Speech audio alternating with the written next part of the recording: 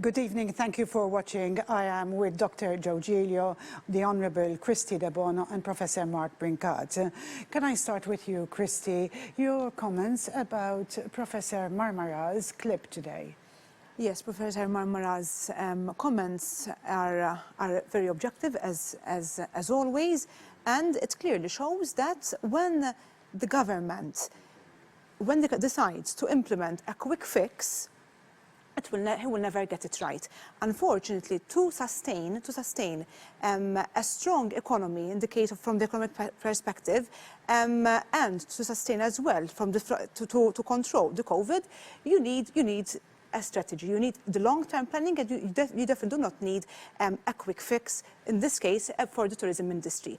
It is very clear that the government was motivated, was driven to try to solve this big problem that we were faced because of the coronavirus in the tourism sector. However, as Professor Brincat as well said, he got it all wrong. And today we have these numbers. It is a real pity, Leah, that even as Professor Marmara clearly highlighted that for a number of weeks we were below 1. The R factor was well below 1, and now once again we are in the danger zone. We are well above 1. We are 1.5, 1.6, as Professor Marmara has stated, and that once again is a clear sign that we should take note of these statistics and implement the measures that the health authorities are always insisting on, and we do not take once again our normal lifestyle for granted, because otherwise the statistics will continue moving, sure, rushing toward the red direction rather than the green direction that we usually like so much. Yes, it's a shame. It is. Can we take a few minutes, Kristy? Pardon? Can we take a few minutes just to look at the big picture of economic recovery in Malta? For example, in Germany, they set aside 600 billion euros to shield the economy, and in fact also recapitalized Lufthansa with 6 billion euros. What measures are being taken in Malta for recovery, and what is your opinion that should happen? Yes, Leah, in fact, we have to be very realistic. Our economy is not as big as other countries like Germany. However, after consistent pressure by the opposition and by the necessary parties, the civil societies and the trade unions, the government had injected. He was on the right track and had injected sustainable amounts of money, as well as measures and fiscal incentives during the first wave of the coronavirus. In fact, it was leading to a certain amount of success. The problem is that all those money and all the taxpayers' money and all the sacrifice today is now in vain. Once again, we are fortunate enough to be granted sufficient funds, once again, from the European Union as well. The budget should be published, should be made public this coming October.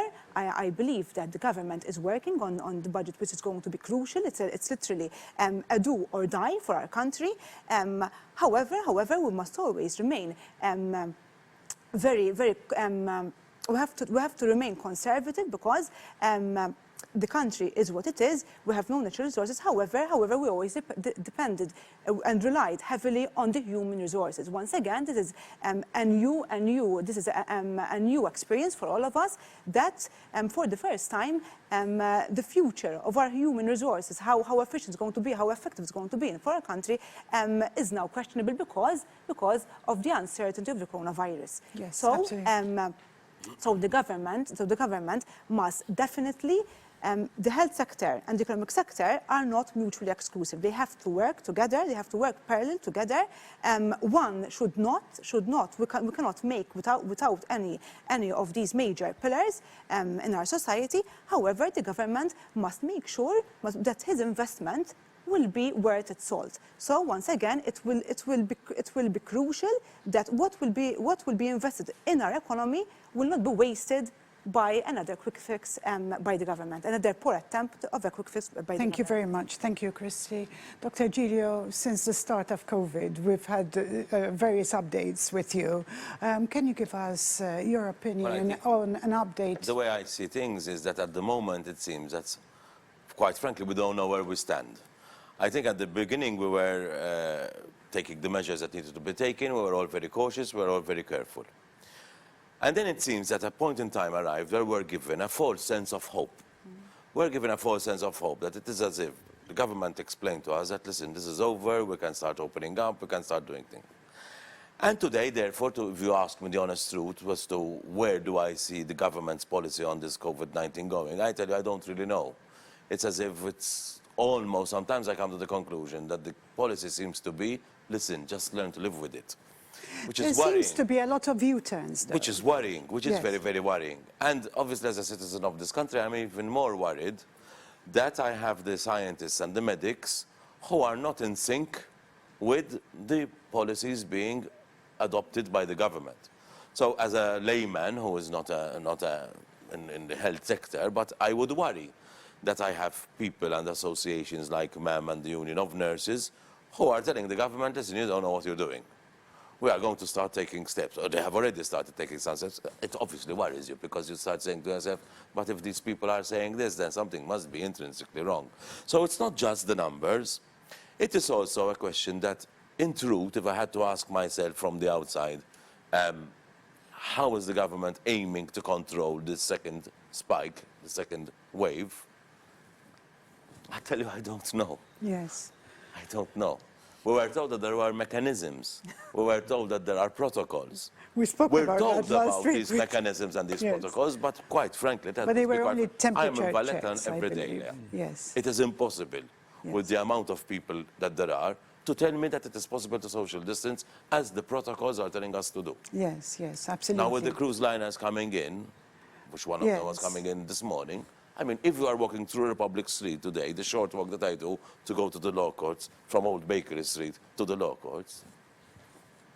Because also the cruise completely different. liners, absolutely. Yes. From a medical point of view, From- let's speak about the let's cruise be a bit liners. positive, okay? So Okay. there are positive things. So I don't like to leave our audience with just anxiety, because there's a lot of anxiety and a lot of psychological pressure. Make no mistakes about it. People do not just die from COVID; they die from other things as well, and people are anxious. So positive things is okay. We experimented a bit too far. We experimented more than expected. After 2 or 4 weeks, we have the result. So Minister Fern came out with some quite sensible and aggressive suggestions. And I think Prof. Chris Barbara is doing an excellent job in pathology, and the number of swab tests have gone up from 1,000 to 3,000 in 1 day here. We saw from, and I was going to say this as well, Professor Marmara, these last few days, we've had a plateauing of cases. So if we carry on like this, that's why I said it will take another 2 or 4 weeks.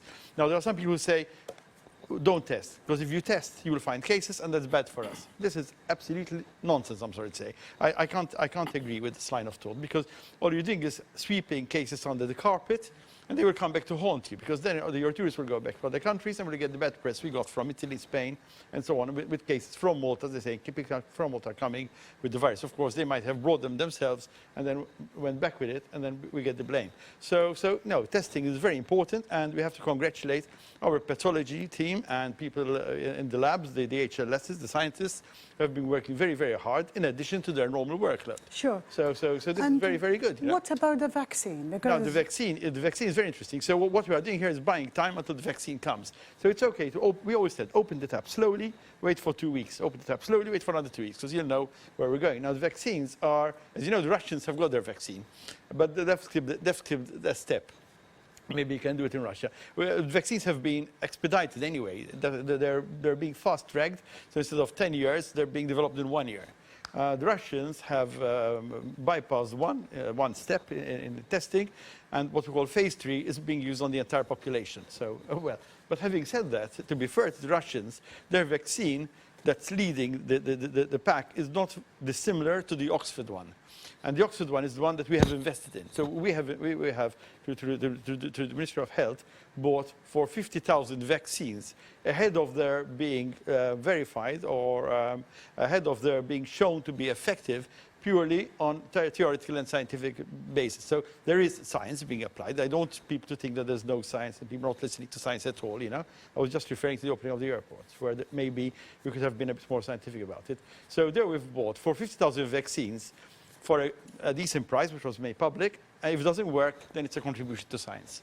And the Oxford vaccine should be ready by AstraZeneca sometime between maybe, if we're lucky, October, if we're not lucky, December. But then it's a question of production. How fast can they produce it? Australia has just bought 25 million, I don't know how many, of the same vaccine. So we have seven vaccines leading the pack, but a number of them are greedily being kept or selfishly being kept, or whatever adjective you choose to use, by the countries themselves. They're not being allowed to be exported out of the country. We had spoken at one point. And that's what Pope Francis was talking about. Sure. He said, listen, if the vaccine is available, we have to make it available. But it's a question of production. The vaccines are ready, but you know, they're going to their last trials, phase 3 trials. Many of them, 7 of them are and phase 3 trials, quite What's advanced. happened to the Imperial College vaccine? The Imperial College Has one is that another one. fallen by the wayside? It's doing very well, you know, but it takes time because you've got all these different phases which involve various numbers of people being recruited and tested on. And the Oxford, the Imperial College one is in phase 3. It's a different type of vaccines because the virus is being attacked from a lot of different angles. There are vaccines which are carried on where you've got a coronavirus and you've got a bit of the spike protein, we call it, so that your body thinks it's the original virus and produces antibodies. They're all on the same lines. They all depend on our bodies recognizing it, producing antibodies to, I won't go into the science, but to attack it. So they're building our defenses in order to attack this virus. And it's a race against time because it is true that so far, the second wave has not resulted in many patients being admitted to hospital, both here and both in the UK. The UK have had a record number of cases, for example, recognized today, but a much lower number of deaths. So we think that, yes, the population as a whole is getting used to it, even if they've not had the infection themselves. So, but the long-term health effects are still not quantified, and there are certainly long-term effects, so we have to be careful. A vaccine is better than getting it. And the third thing is this huge economic impact, which is also making people unhealthy, unwell, unwilling to go to hospital for treatment, for example, and the situation. What about the recent report that antibodies deplete by 30% after some time? The problem is that these reports are referred to one type of antibody, the IgG and the IgM type of antibodies, which are very easily measured. And there is now evidence, the good news is that in fact the other types of antibodies from what's called the TMB cells are not depleted, and they do recognize the virus. And the other thing that we said from the outset, and it's still true, is that this virus is not mutating fast enough for it to be out of range of the current vaccines that are being produced. So it has not mutated. So that is good news. Yeah? So it's good news. And it's also given a big shot in the arm to the development of science, because the amount of money, vast billions amounts of money that have been invested in this area of research, which will have other peripheral effects, not simply for coronavirus, the amount of science that has gone into it, suddenly everybody found money to invest in this virus and this code. I wish similar amounts of money would be identified for other conditions, like autism, for example, which is causing me personally a lot of anxiety, but there's no money invested in autism, very little money. But in coronavirus, because it has this massive impact on the economy as a whole, and because it does not it is a class disease in a way, because the lower socioeconomic groups are doing worse than the upper well-off socioeconomic groups. But it's also a disease of diabetics, hypertensives, obese people as well. Sure. And we know who those are. Sure. Kristy, as a mother to a young child, how confident do you feel about sending your child to school if they do open up again in September, October? This is a million-dollar question at the moment. I'm asking the same question myself all the time. I believe it is still too premature for me personally now as a mother to take such a decision. I will await, as Professor Brincat said, these coming 2 weeks are crucial as well to see the direction of the pandemic in Malta. So I would feel more comfortable to take a decision later on in the day, because it is an extremely fast, rapid, ever-changing at the moment reality that we're living in. From a working mother perspective, and from the fact that my daughter is an only child and she desperately needs to socialize once again with her peers, it is an extremely difficult decision that I'm being faced with all the working parents and even the stay-at-home mothers, because we are on the same situation that we're sure that neither decision, that there is no one obvious decision that will be the right one, for sure. So thank you very much. We'll take more advice from experts like Professor Brincat. And thank you for sharing that with us. Thank you very much. During this program, we always cover a few items of news that happened during the week. Dr. Giglio, I referred to the public inquiry of the assassination of Daphne Caruana Galizia, and the former Prime Minister, Joseph Muscat. I quote Joseph Muscat saying that the police clarified, "I am not under investigation." That happened this afternoon. Could you give us your Basically, comments the about development was that the police sent for Joseph Muscat. They sent for him to go to the depot. They sent for him because they wanted to interrogate him. He went to the depot accompanied by a lawyer. He came out of the depot stating that the police have told him that he was never suspected, or that he's not being suspected for this crime. That is all we know, really. So we would be speculating a lot if we try to come to any other conclusion.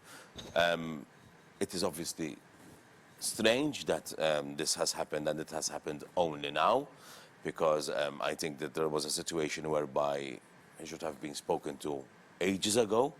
It is a known fact that when we are dealing with investigations, the very, very initial steps and the initial phases of an investigation are the most sensitive ones, and the ones when the police have to act, and to have to act very fast, and to have to act very decisively. In this particular case, notwithstanding the fact that there was a lapse of so much time now, Yes. He was sent for today, which is the first time that it happened. Usually when you are going to the police headquarters, if you are a person who is not a suspect in an offense, you do not usually take your lawyer with you. In this particular case, Joseph Muscat felt the need to be accompanied and to be flanked by his lawyer. But anything more than that would be pure speculation. Sure. And also, I mean, I'd like to refer also to the dreadful double murder this week that took place in one of the best residential areas in Malta. We have been inundated by requests to find out more from residents, particularly of the area, in the Slemia area. That's the second double murder that's still unsolved. Obviously, it's just happened in under 10 years. And what would you say to residents of a place that you know very well also? Slemia also is particular in the sense that there are a plurality of residents who are elderly and live alone, although in this particular case we are definitely not speaking about elderly. Slemia is becoming a place where it's highly cosmopolitan, I would say, and this could bring certain difficulties with it. Of course, it is worrying. Of course, it is not something, however, which is only confined to the area of Slemia. It is something which is widespread, really, around the country. It's not just the double murder that has worried. Obviously, the double murder is shocking. It's scary when you think about it. Also, when you think as to how it happened and how fast it happened and where it happened. That is an area which is in Slemia, Squisisana, which is one of the areas which is frequented usually with a lot of people walking around. It's also a question, there is also another problem which I have encountered, especially recently in these days, which is break-ins. Break-ins, especially in houses of elderly. So people have to be very careful. I have my parents who live there, I have my in-laws who live there, other friends of mine who live there, who we are facing situations where people are sometimes coming on the doors, asking for money. People are very careful whether to open or not to open, but it's a phenomenon that is going on at the moment. which I hear from various people, including, to be honest, my own parents. Sometimes they give them the excuse that they tell them, listen, I know your son, can you please help us? We won't need 50 euros. I try to keep on convincing my mother that she shouldn't be opening, but anyway, sometimes it's speaking to a brick wall. But this is a big problem. Sure. It is a big problem. It is not only related to Sliema, I must admit. It is related to the country in general. Crime is on the increase. And crime is on the increase also for the reasons that we are explaining. Whatever the reasons relating to this double murder, it remains a very heinous crime which has sent shockwaves both within the Sliema community but within the country in general. And we sincerely hope, beyond hope, that the police would manage to solve this case.